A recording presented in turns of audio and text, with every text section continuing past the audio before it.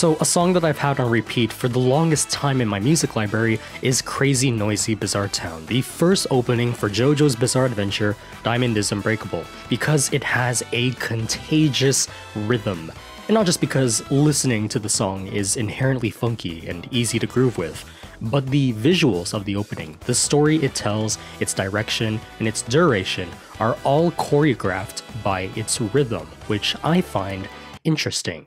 For example, trumpets introduce the beat and likewise depict a scene where the main characters are standing by a podium surrounded by logos and spotlights. It cuts to 4 silhouettes of the main characters all in a row, each of them with their own signature pose, unique background shapes, and posterized in a single color scheme. Art that should be taken the time to observe how elaborate it is, or at the very least be transitioned to make it a smooth production, but these 4 scenes in a row are meant to appear instantly because the scene needs to keep up with the trumpets, finishing off the intro for the theme song in 4 seconds. And the rhythm does this again and again with every scene. It times when they're supposed to cut from one to the other based solely on the beat, or how a verse plays out. Such as when 3 normal verses are dedicated to scenes unique to 3 of the main characters.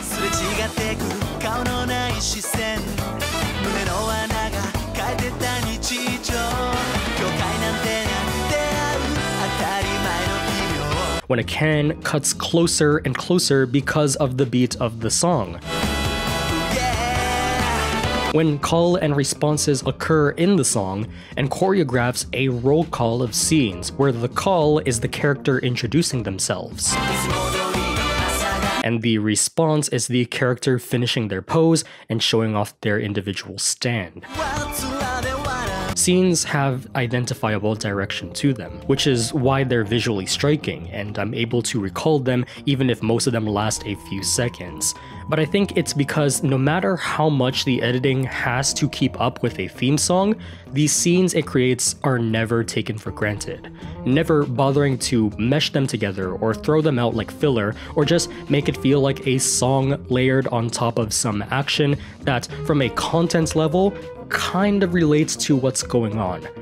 But that's what leads to the importance of editing in anime openings and music videos. The distinction of theme songs or video game music or film soundtracks from real music is that while songs from musicians are created solely from the inspiration of the musician, theme songs will always have a source material to base its conception out of.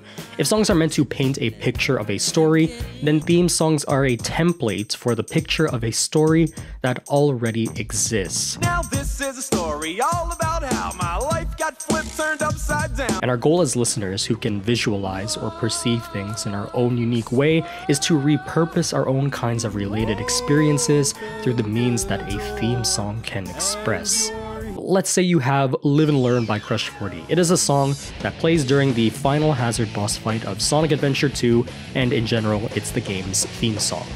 If you listen to it on its own, it is a good rock song with nice sounding vocals, but its greatest strength will always be its relation to what it was engineered for. A battle between 2 supersonic hedgehogs fighting a lizard in outer space for the sake of humanity. Now, if I inserted this song, or any kind of epic theme song to, say, the trailer for Call of Duty Infinite Warfare,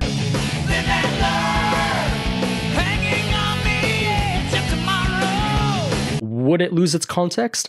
Maybe. It certainly isn't Sonic, or even Gurren Lagann, but with the right kind of editing, can it fit? Let's ask Mr. Siva Gunner.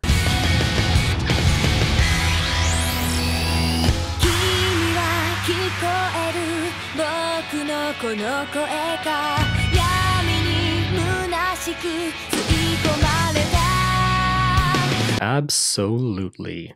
To me, that makes the rhythm of theme songs all the more memorable. More than just being audibly catchy, the beat is very contextual to the visuals it is accompanied with, or derivative of a coordinated story it originally made. And this is no exception. I see here a montage that, unlike the other JoJo openings, doesn't try to recreate or make trophies out of moments from its existing story, but rather create an all-new, staged reality for it. If you know your JoJo openings, you know that they're incredibly epic. They constantly move around to create a highlight reel or masquerade the usage of 3D to make it look more palpable. A Crazy Noisy Bizarre Town is the AMV of JoJo openings. So much so that the basic editing, like cutting to different shots, tweening assets, overlaying disco lights on top of the animation, the freaking cartoon circle zoom with characters dancing in front of a green screen background, make it so practical and easy, kind of amateurish to recreate. But that's the goal to me for a theme song that is applicable to its opening visuals. And then it made me think, I could make that kind of opening with myself and some college and high school friends, doing and editing the same kind of thing on Adobe Premiere. I mean, that hasn't stopped me from doing that before. And what do you know, the next thing I see is a YouTube video of people who painstakingly recreated the opening. Give these guys a freaking medal.